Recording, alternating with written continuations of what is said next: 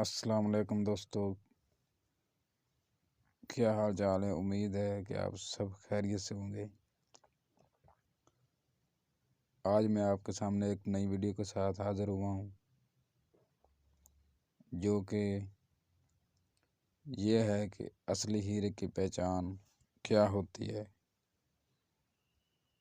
अगर आप हीरा ख़रीदना चाहते हैं या ख़रीद लिया है तो पता कैसे करें कि ये असली है या नकली।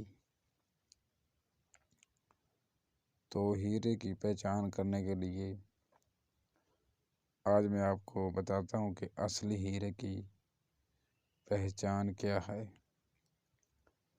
असली हीरे की पहचान ये है कि असली हीरे को लेकर धूप में कुछ देर के लिए रख दें। उसके बाद हीरे को उठाकर उसके ऊपर नई रुई होती है, रुई कपास, नई रुई या कपास लपेट कर अंधेरे में रख दें।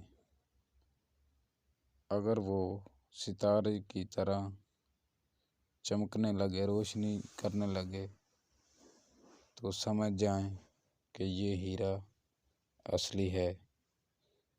अगर इस तरह ना करे तो समझे कि ये नकली है। इसी तरह आप असली और नकली हीरे की पहचान कर सकते हैं। इंशाल्लाह मिलते हैं अगले टॉपिक में।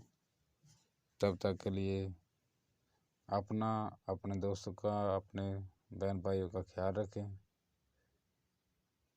और